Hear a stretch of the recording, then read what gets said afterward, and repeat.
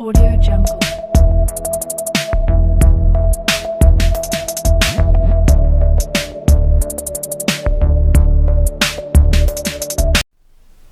आइसोमेरिज़म्स, ये आइसोमेरिज़म्स की phenomena mostly use होती है बायोकेमिस्ट्री में।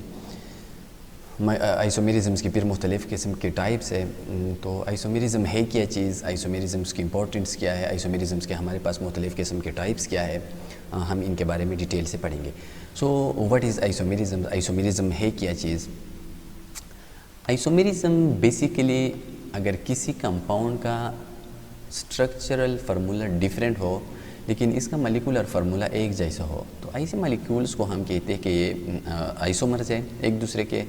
और इस फिनोमेना को हम क्या कहते हैं, इस फिनोमेना को हम आइसोमेरिज़म्स कहते हैं। So in chemistry isomers are compounds with the same molecular formula but different structure formula. Isomerisms की स्ट्रक्चर फार्मूला डिफरेंट होता है और इसका मॉलिक्यूलर फार्मूला सेम्स होता है।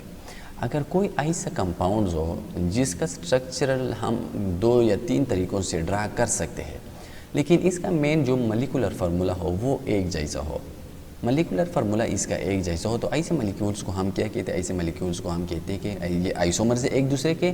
और इस फिनोमेना को हम आइसोमेरिज़म्स कहते हैं। आइसोमेरिज़म्स को हम बेसिकली 2 ग्रुपों में डिवाइड कर लेते हैं। एक है स्ट्रक्चर आइसोमेरिज़म्स, दूसरा है स्टीरियो आइसोमेरिज़म। अब स्ट्रक्चर आइसोमेरिज़म क्या है और स्टीरियो आइसोमेरिज़म्स क्या है, लेट्स गो टुवर्ड देम। ये आइसोमेरिज़म्स की क्लासिफिकेशन है। आप लोगों को इस स्ट्रक्चर को भी बहुत अच्छी तरीके से समझना बहुत ज़रूरी है, क्योंकि अगर इस चैप्टर में कोई MCQ उठा ले तो ये इन 3 टॉपिक से कोई ना कोई MCQ लाजमन उठाएगा। और कोई भी अगर बायोकेमिस्ट्री की पेपर बना ले तो इस चैप्टर से MCQ का उठाना बहुत ज़्यादा ज़रूरी है, क्योंकि इस चैप्टर के सिवा, इस चैप्टर के बगैर हम MCQ बना नहीं सकते, क्योंकि ये बहुत बेसिक चैप्टर है ऑर्गेनिक केमिस्ट्री। और ये जितने भी बाकी टॉपिक्स है, कार्बोहाइड्रेट्स है, लिपिड्स है, पॉलीसेकेराइड्स है, जितने भी हमारे पास न्यूक्लिक एसिड है, ये सब डिराइव्ड फॉर्म्स है, ये सब टाइप्स है ऑर्गेनिक कंपाउंड्स की। तो हमारे पास आइसोमेरिज़म्स की 2 मेन क्लासिफिकेशन है। आइसोमेरिज़म है क्या चीज़, ऐसे मॉलिक्यूल्स जिसकी स्ट्रक्चर फार्मूला डिफरेंट हो लेकिन मॉलिक्यूलर फार्मूला एक जैसा हो, तो हम ऐसे कंपाउंड्स को आइसोमर्स कहते हैं और इस फिनोमेना को हम आइसोमेरिज़म्स कहते हैं। स्ट्रक्चरल आर कॉन्स्टिट्यूशनल आइसोमर्स, हमारे पास 2 टाइप्स है। एक है स्ट्रक्चरल आर कॉन्स्टिट्यूशनल आइसोमेरिज़म, दूसरा हमारे पास है स्टीरियो आइसोमेरिज़म। अब स्टीरियो आइसोमेरिज़म्स क्या है या स्ट्रक्चरल और कॉन्स्टिट्यूशनल आइसोमेरिज़म्स क्या है, हम पहले स्ट्रक्चर या कॉन्स्टिट्यूशनल आइसोमेरिज़म्स के बारे में बात करेंगे। इसके मज़ीद हमारे पास जो है वो 6 टाइप है।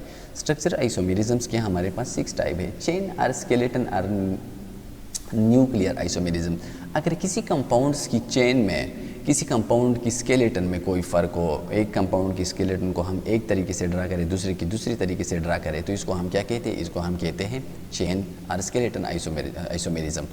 दूसरा है हमारे पास पोजीशन आइसोमेरिज़म, अगर किसी मॉलिक्यूल के साथ हम alkyl group for example carbon number 1 के साथ अटैच करें, यही मॉलिक्यूलर फार्मूला अगर हम कार्बन नंबर 2 के साथ अल्काइल ग्रुप अटैच करें तो इसको हम क्या कहते हैं, इसको हम पोजीशन आइसोमेरिज़म कहते हैं। फंक्शनल आइसोमेरिज़म, फॉर एग्जांपल हमारे पास अल्कोहल, एक इथेनॉल फॉर एग्जांपल हमारे पास एक कंपाउंड है, अगर इसके कार्बन नंबर 1 के साथ फॉर एग्जांपल हमने अल्काइल OH ग्रुप अटैच कर दिया और दूसरे कंपाउंड के हमने कार्बन नंबर 2 के साथ अटैच कर दिया। अब ये फंक्शनल डिफरेंस की वजह से ये 2 ग्रुप बन गया और इसको हम क्या कहते हैं, फंक्शनल आइसोमेरिज़म्स। मेटामेरिज़म्स, टैटोमेरिज़म्स, रिंग चेन आइसोमेरिज़म, इसको हम इंशाल्लाह पढ़ेंगे डिटेल से। अब दूसरा है स्टीरियो आइसोमेरिज़म। ये स्टीरियो आइसोमेरिज़म 3D के साथ ये जो है ना रिलेट कर लेता है। कोई ऐसा मॉलिक्यूल्स जो कि 3D स्ट्रक्चर्स में पाया जाता है, इट मीन्स कि वो स्पेस में 3 मुख्तलिफ़ किस्म के सरफेस पे अटैच हो, तो ऐसे मॉलिक्यूल्स को हम क्या कहते हैं, ऐसे मॉलिक्यूल्स को हम कहते हैं कि ये स्टीरियो आइसोमेरिज़म्स हमारे पास स्टीरियो आइसोमेरिज़म्स के कंपाउंड है। तो स्टीरियो आइसोमेरिज़म्स क्या है, स्टीरियो आइसोमेरिज़म हम अब देखें, एक हमारे पास है स्ट्रक्चर आइसोमेरिज़म। स्ट्रक्चर आइसोमेरिज़म ये स्ट्रेट फॉरवर्ड 1 डायमेंशनल कंपाउंड में पाए जाते हैं। स्टीरियो आइसोमेरिज्म्स उन कंपाउंड्स में पाए जाते हैं जिसके हमारे पास स्ट्रक्चरल या हमारे पास इसकी ओरिएंटेशन 3 डायमेंशन हो। जिस तरह ये चक्का, हम लूडो में जो चक्का इस्तेमाल कर लेते हैं, जिसके ज़रिए हम लूडो वगैरह खेलते हैं, ये इसकी एक एग्जांपल है। ये 3D डायमेंशन है। अगर किसी को फॉर एग्जांपल 1 निकल गया, किसी को 2 निकल गया, 3 निकल गया, तो इनकी मुख्तलिफ जो है ना वो अपनी इंपॉर्टेंस होती है। Just like the same stereo isomerisms उस कंपाउंड्स में पाई जाती है जिसकी स्ट्रक्चर हमारे पास 3 डायमेंशन। अब इनकी 2 मेन टाइप है। वन है centrifugational stereo isomerisms and the second one is conformational stereo isomerism. अब सेंट्रीफ्यूगेशनल स्टीरियो आइसोमेरिज्म्स के हमारे पास एग्जाम्पल है geometric isomerism and optical isomerism.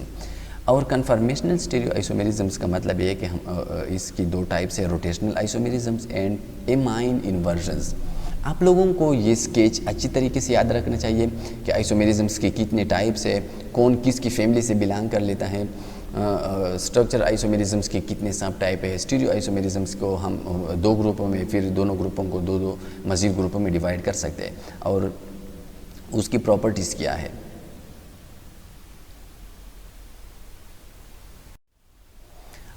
ये भी इसी तरह है, लेकिन यहाँ पे मैंने कुछ जो है ना वो एग्जांपल ऐड कर दिया। आइसोमर्स को हम कॉन्स्टिट्यूशनल या स्ट्रक्चर, जिस तरह मैंने आप लोगों को बताया, ये दोनों देख ले, ये मुख्तलिफ़ किस्म के स्ट्रेट फॉरवर्ड कंपाउंड्स है। यहाँ पे फॉर एग्जांपल फ्लोराइड यहाँ पे अटैच है कार्बन नंबर 2 के साथ, यहाँ पे हमने अटैच कर दिया कार्बन नंबर 1 के साथ। तो ऐसे कंपाउंड में जिसके स्ट्रेट चेन में हम कोई रद्द-बदल करें तो इसको हम क्या कहते हैं, कॉन्स्टिट्यूशनल। स्टीरियो आइसोमेरिज्म या इसको हम क्या कह सकते हैं, इसको हम स्पेटियल आइसोमर्स भी कह सकते हैं। इसकी 2 टाइप्स है, डायस्टीरोमर्स एंड एनांटियोमर्स। मज़ीद 2 ग्रुपों में डिवाइड कर सकते हैं।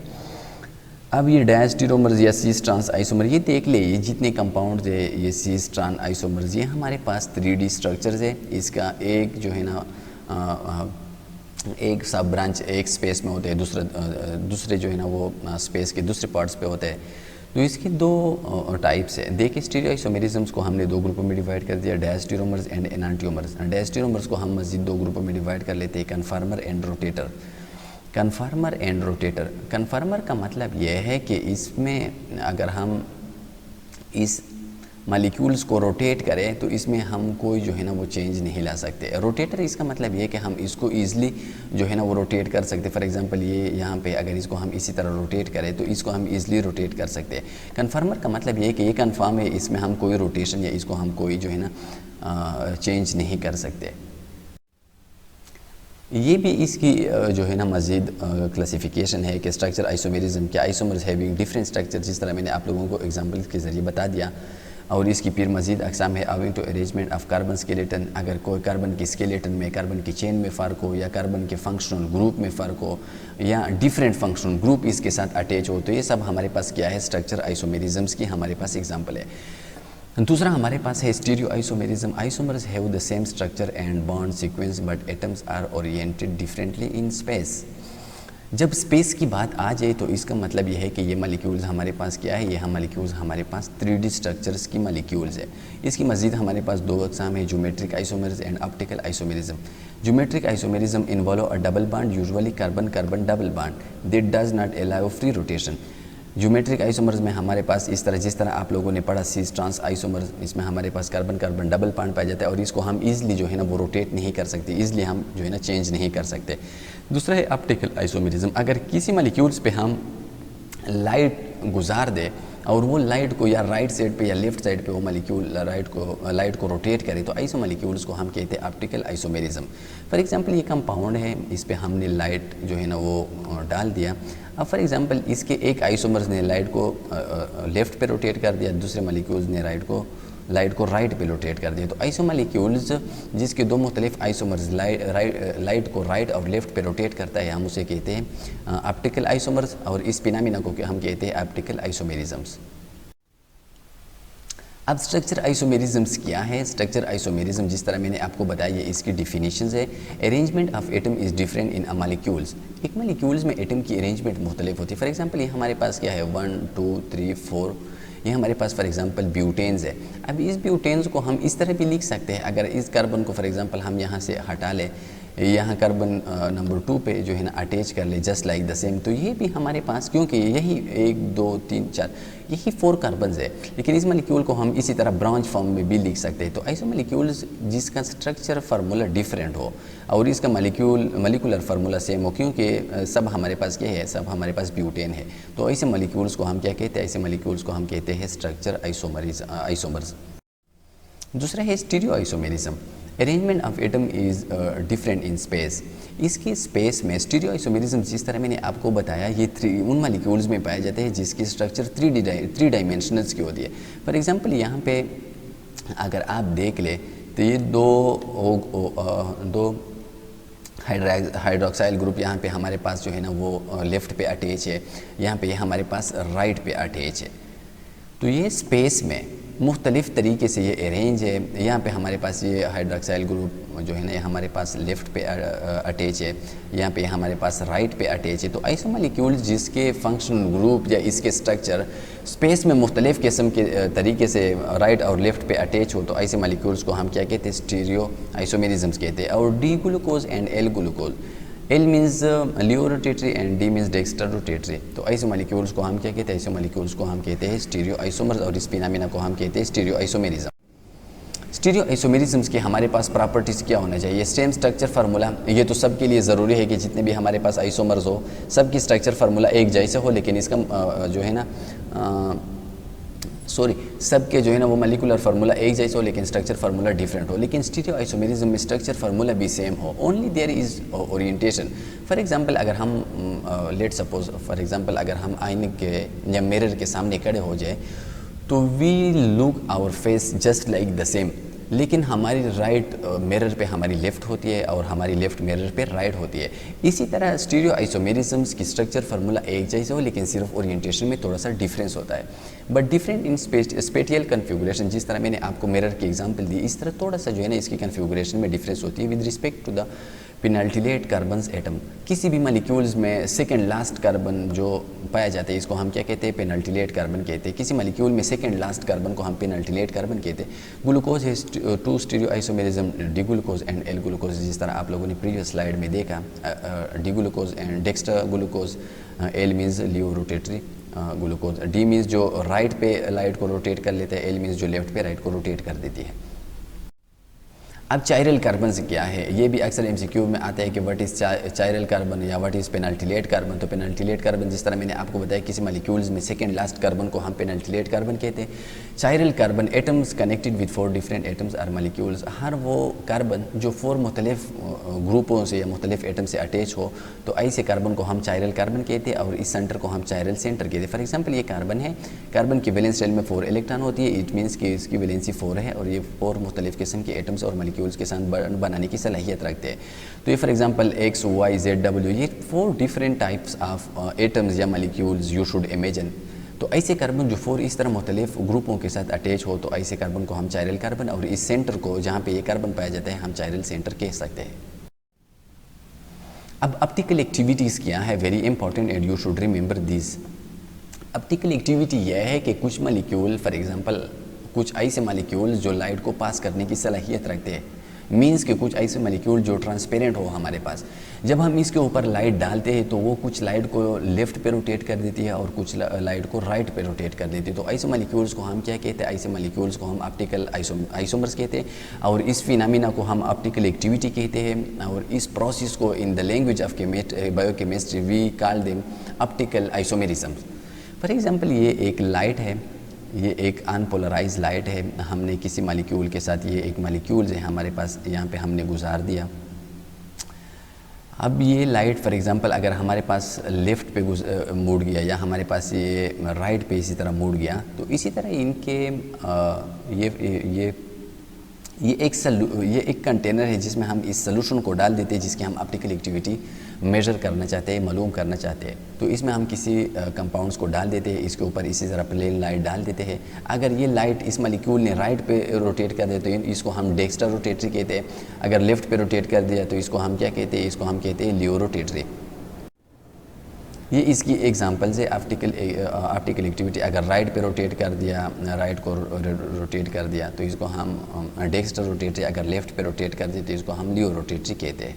लेकिन मॉलिक्यूल्स दोनों एक सेम होते हैं, only there is the difference in the configurations. Number of stereo isomerism, stereo isomerism for example glucose के हमारे पास 3 स्टीरियो आइसोमेरिज्म्स है, ग्लूकोज, फ्रक्टोज एंड गैलेक्टोज। तो आप लोगों को इस एग्जांपल को याद रखना चाहिए कि ग्लूकोज के हमारे पास कितने स्टीरियो आइसोमेरिज्म्स है, या is there any possibility of stereo isomerisms in glucose. तो ये हमारे पास मुख्तलिफ़ किस्म के जो है ना वो 3 डिफरेंट टाइप्स ऑफ कार्बोहाइड्रेट्स है which belong from the examples of stereo isomerism. दूसरा हमारे पास क्या है, दूसरा हमारे पास कॉन्सेप्ट है वो है enantiomers. Enantiomers are mirror image non super impossibles.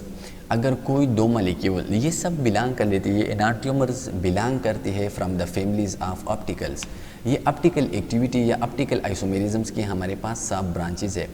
अगर 2 मॉलिक्यूल्स एक दूसरे के मिरर इमेज है लेकिन हम इसको एक दूसरे के ऊपर नहीं रख सकते, तो इसका मतलब ये है कि ये हमारे पास एनांटियोमर्स है। फॉर एग्ज़ाम्पल हम मिरर के सामने खड़े होते हैं, तो मिरर में हमारा राइट हैंड हमारा वहाँ पे लेफ़्ट होता है और हमारा लेफ़्ट हैंड मिरर में हमारा राइट हैंड होता है।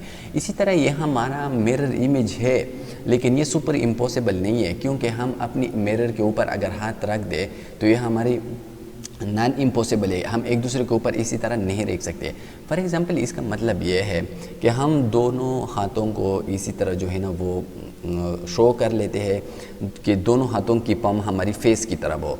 अब ये दोनों हमारे पास क्या है, ये मिरर इमेज है, जिस तरह हम जो है ना किसी मिरर में देखते हैं। लेकिन अगर हम एक हाथ को फॉर एग्ज़ाम्पल दोनों हाथों की पम जो है ना वो अपवर्ड है, अगर दोनों हाथों को हम एक दूसरे के ऊपर रख दें तो एक की तम दूसरे की लिटिल फिंगर के साथ अटैच होती है और लिटिल फिंगर दूसरे के जो है ना वो थंब के साथ अटैच होती है। इसी तरह ये दोनों क्या है, ये दोनों हमारे पास है मिरर इमेज, लेकिन सुपर इम्पॉसिबल नहीं, हम एक दूसरे को इस तरह नहीं रख सकते। तो ये हमारे पास एनांटियोमर्स है। अगर एमसीक्यूज में आ गया कि enantiomers are opticals examples if there is any chance of mirror image या is there any chance of non super impossible, तो इसकी ये क्वालिटी है कि ये मिरर इमेज है। जिस तरह हम मिरर के सामने खड़े होते हैं लेकिन मिरर में हमारा राइट जो है ना वो हमारा लेफ़्ट होता है, इसी तरह इसमें डिफरेंस होती है।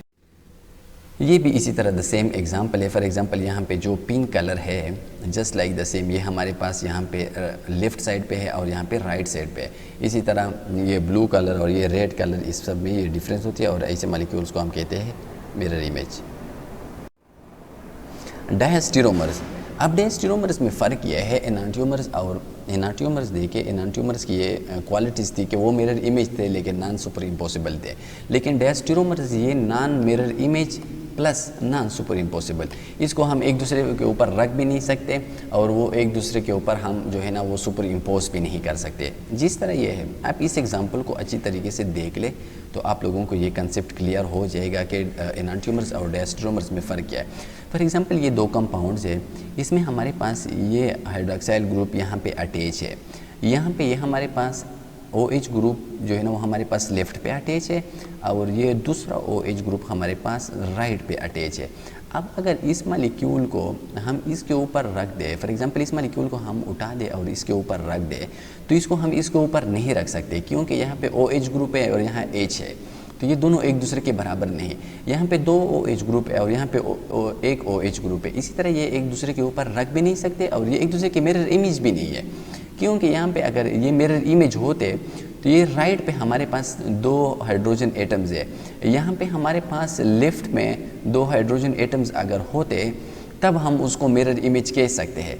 चूँकि यहाँ पे हाइड्रोजन एटम्स इसकी भी डिफरेंस है, यहाँ पे 2 हाइड्रोजन एटम एक फॉर एग्जांपल राइट साइड पे है, यहाँ पे हमारे पास लेफ़्ट साइड में, यहाँ पे एक हाइड्रोजन एटम राइट साइड पे है, दूसरा हमारे पास जो है ना वो लेफ़्ट साइड पे है। इसी तरह ये दोनों जो है वो सुपर इम्पॉसिबल्स भी नहीं और नो मिरर इमेज। इसी तरह आप लोग इस जो है ना आप एनांटियोमर्स को समझा लें। देखिए यहाँ पे 2 ग्रुप हमारे पास पाए जाते हैं इन द लेफ़्ट, यहाँ पे हमारे पास 2 ग्रुप पाए जाते हैं टुवर्ड द राइट। अब इस मॉलिक्यूल को हम इसके ऊपर रख सकते हैं, ये मिरर इमेज है लेकिन नॉन सुपर इम्पॉसिबल, इसलिए क्योंकि अगर हम ये मॉलिक्यूल इसके ऊपर रख दें तो इसका मतलब ये है कि इसके ये दोनों OH ग्रुप यहाँ पे हमारे पास इसके ऊपर आएंगे और इसके दोनों हमारे पास इस तरह होंगे। इसी वजह से हम इसको सुपर इम्पॉसिबल नहीं कह सकते। लेकिन ये मिरर इमेज है, जिस तरह हम मिरर के सामने खड़े होते हैं, इसका मतलब ये कि ये मिरर इमेज है लेकिन नॉन सुपर इम्पॉसिबल। तो this was the difference between diastereomers and enantiomers के डायस्टेरोमर्स नॉन सुपर इम्पॉसिबल्स क्योंकि इसमें डिफरेंस है कन्फिगुरेशन में, एंड नॉन मिरर इमेज। लेकिन एनांटियोमर्स हमारे पास वो नॉन सुपर इम्पॉसिबल है लेकिन मिरर इमेज इसमें पाया जाता है। एपीमर्स क्या है?